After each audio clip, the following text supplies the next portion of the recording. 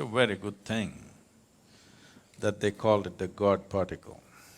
It seems somebody wanted to call it the goddamn particle, so they just put God particle, and that's a very clever ploy, marketing ploy.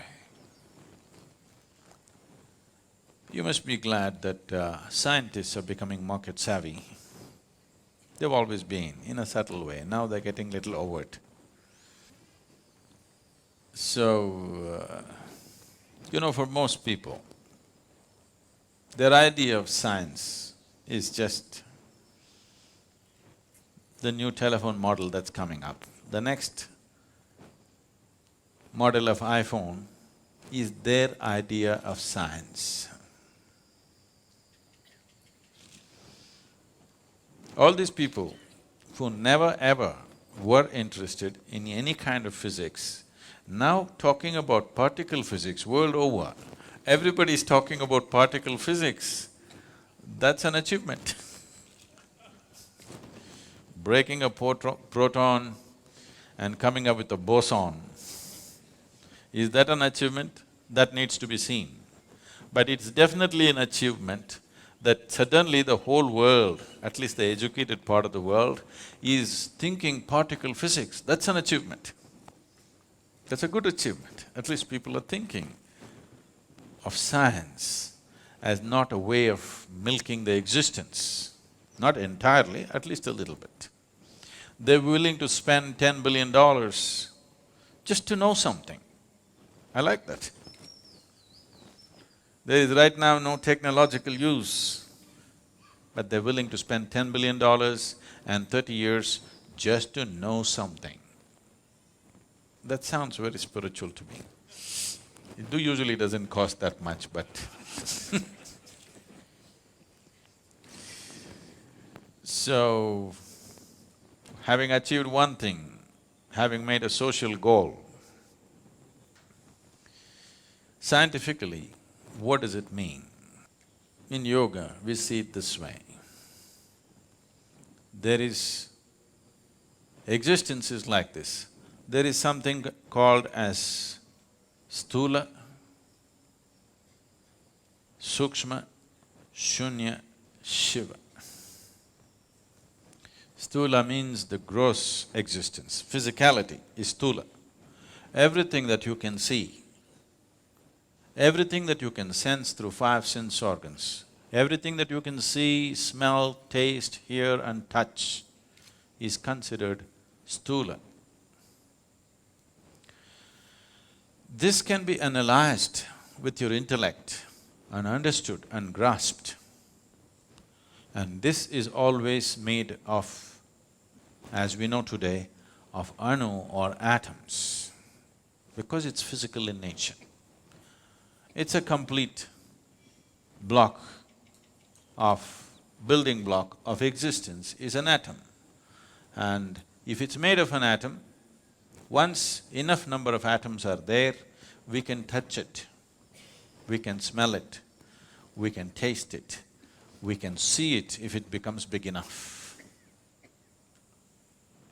Initially in a microscope, after that with our bare eyes, we could see it.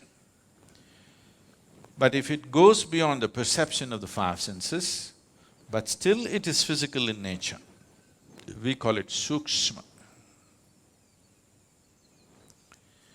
So when you enter into sukshma, it is still physical, but you are not able to grasp it. Do what you want, you cannot grasp it through five senses, nor can you analyze it through your intellect.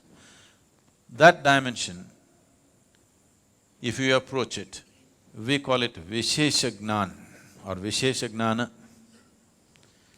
That means an extraordinary knowledge. Gyan or Jnana means knowledge, Vishesha Jnana is extraordinary or significant knowledge. So Vishesha Jnana is referred to as Vigyan. The word Vigyan is being very loosely used today, but essentially it means this: those dimensions which cannot be perceived through five senses, if you perceive them, that is Vigyan. So today, science is entering those spaces. Because never ever is anybody going to see a Higgs boson. They're only going to see its footprint. Even now they only saw the footprint, they did not see a Higgs boson. But because they see the footprint, they believe he is there. Somebody's gone by, they left the footprints, we have not seen the man, but we know it's gone by. We go into the forest, we see the pug marks and we say, okay, there is a tiger. We haven't seen the tiger. In fact, in a tropical forest, it's very difficult to see a tiger. But we will see pug marks here and there. Just like that, they saw the footprint. So they're entering Vishesh Gyan. If you go further, it will become shunya, that means absolute emptiness. There, your intellect will be completely useless. Your senses will be completely useless because there is no physicality. Where there is no physicality, your sense organs and intellect will become absolutely redundant. If you go beyond shunya, there is something that we refer to as Shiva. When I say Shiva, don't imagine that calendar man from Shivakashi.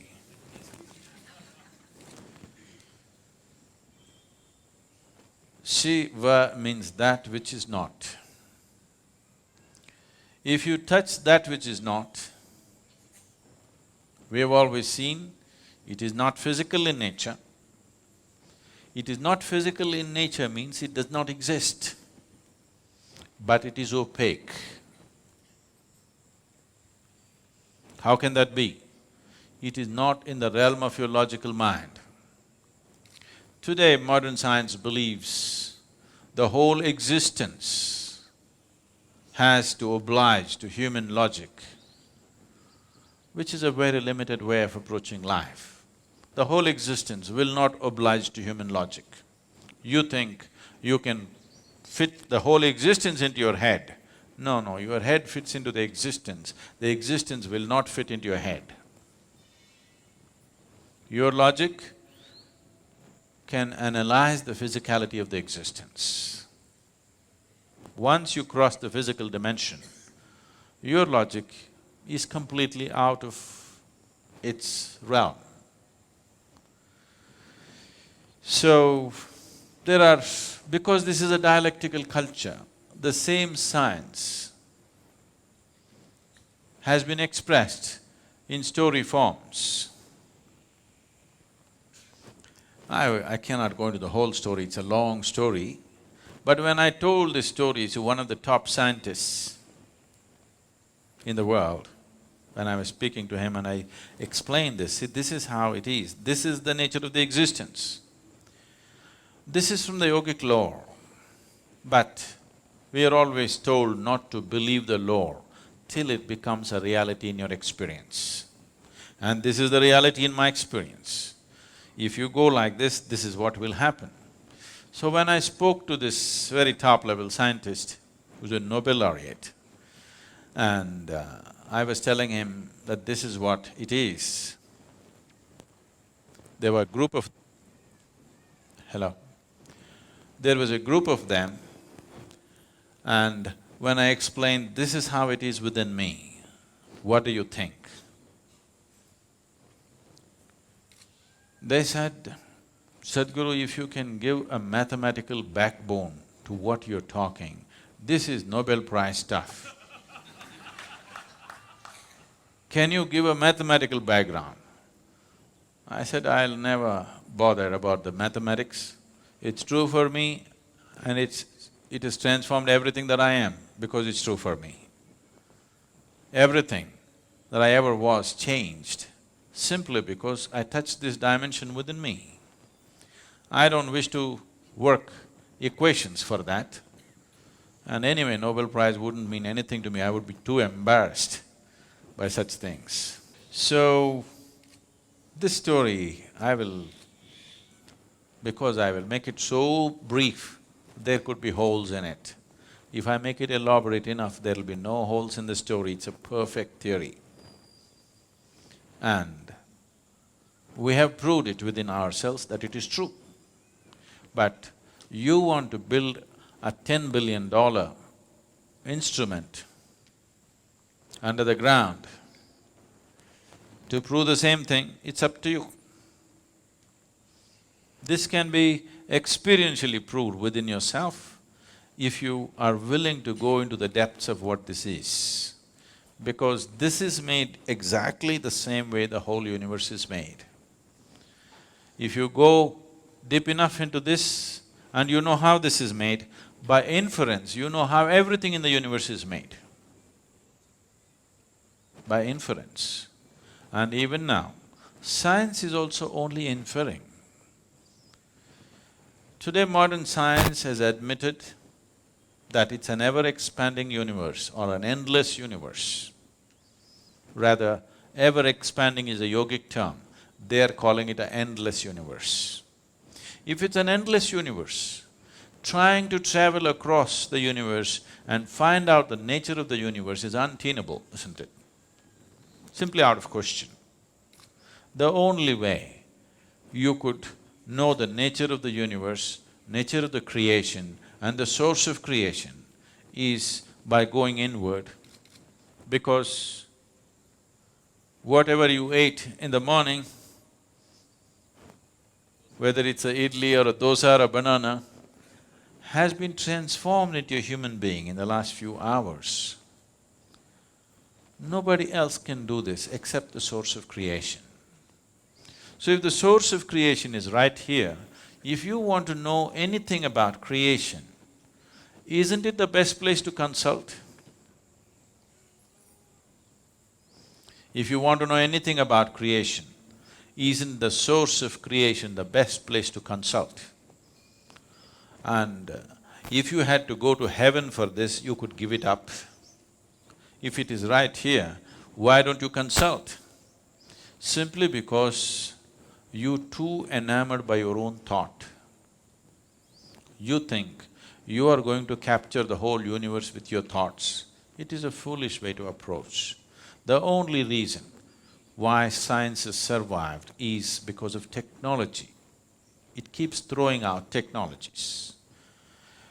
If no technologies were coming out of science, they were just talking about all the things that they have been talking, people would have beaten them down for the money that they spent. And it's happened in the past, when there were no technologies and people just spoke science, they were beaten down, isn't it? So, science has its value in terms of utility, but science cannot open up the existence for human experience. It will not, it can never do it, because they are going with intellect. Intellect as an instrument works only to dissect. The only way intellect can approach anything is to break it up and see. If you ask a scientist to find out something about this flower, first thing is he will break it up into pieces. I think I should ask a scientist to make me understand one of you. He will talk about dissecting you then. If you break this up, you may know many parts of this. You may know the structure of it, you may know the chemistry of it, but you will not know the beauty of it. You will not know the completeness of it, because the flower is an expression of a plant finding its fulfillment.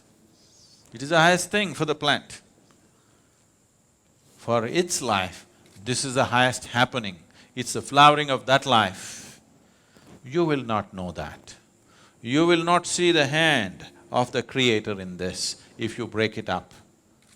But as a whole, if you are willing to pay attention, absolute attention, if in your approach you make this flower more important than yourself and keep your focus on it, you will see the whole universe in this. If you break it up, you will have petals, you will have other parts of the flower, and you will come to vulgar conclusions, and then you will learn how to make use of it. So right now, unfortunately, our approach, what we call as science, has become like this: how to use everything in the universe for our benefit. If you see a tree, in America they call it wood.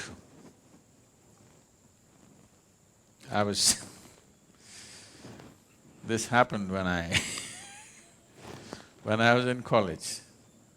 This happened about 4 years ago when I was in Mysore. For the first time, I conducted a program after many, many years. And all kinds of people turned up. My teachers from school and college turned up. They wanted to see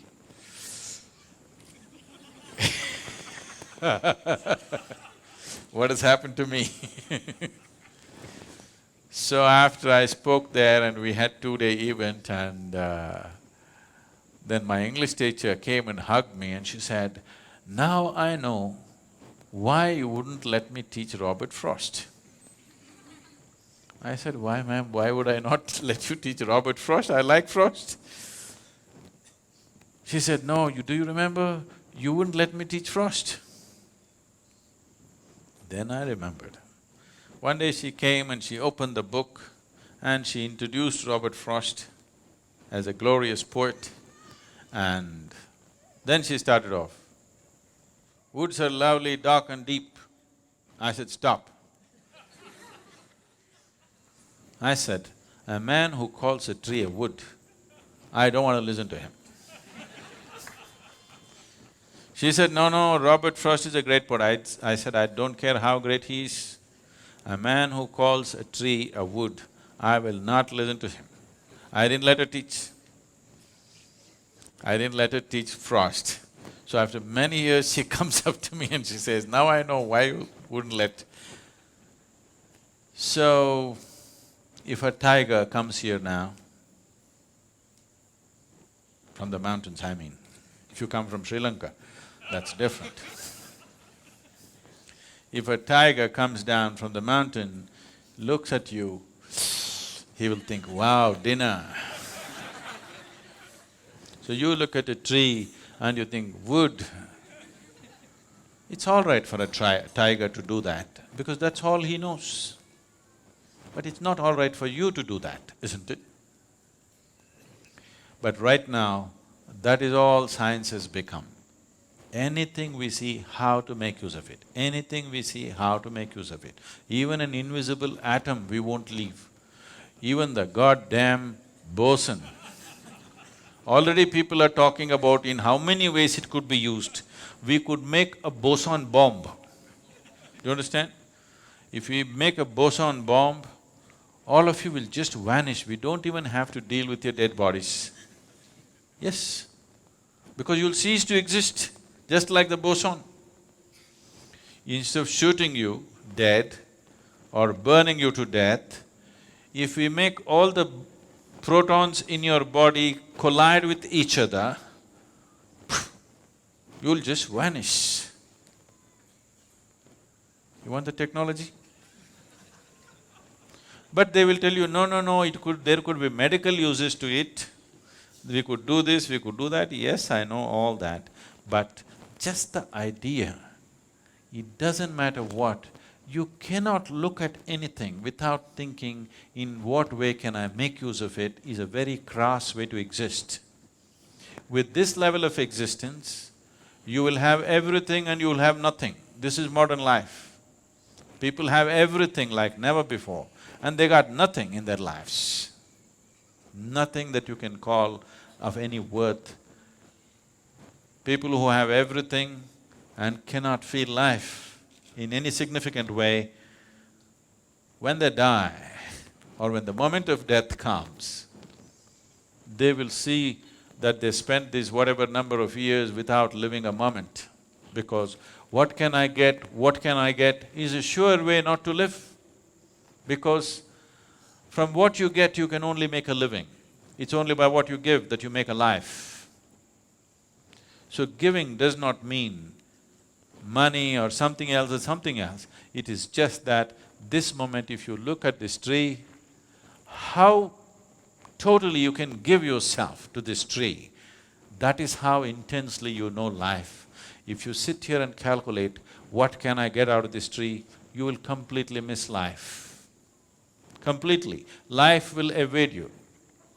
So, this kind of science which denies you life should be restricted, if you ask me. I know I'm going to be hugely unpopular because somebody is going to Twitter and say, Sadhguru says science should be curtailed.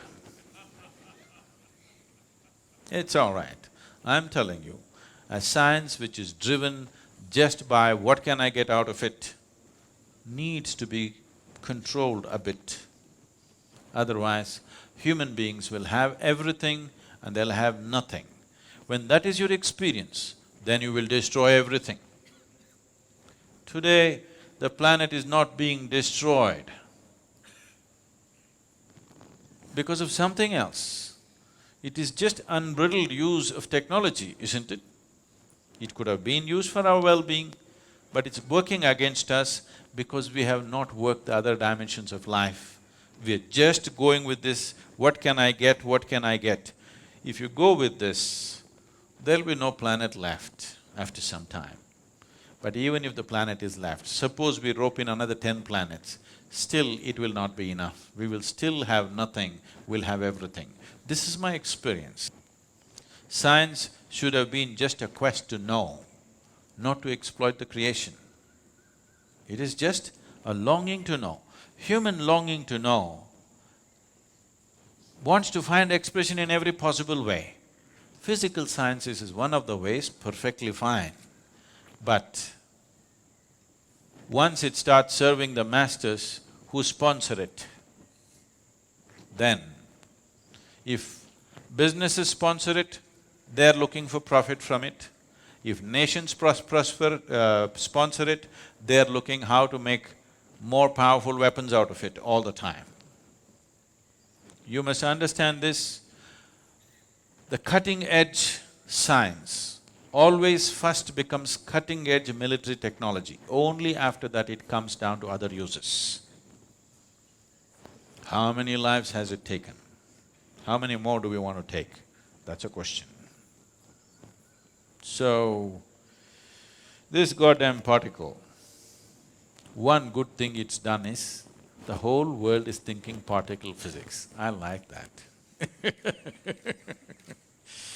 That's nice. But do you know the boson is named after Satyendranath Bose? You know this? No? It's an Indian mathematician, a self-taught mathematician.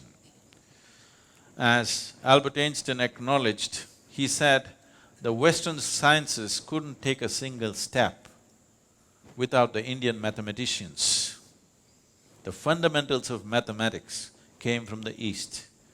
But always here, the other ethos of the culture said, you should not do anything that's exploitative to nature, because nature was seen as Mother Nature. You don't go about raping Mother Nature. You take only what you need, nothing more.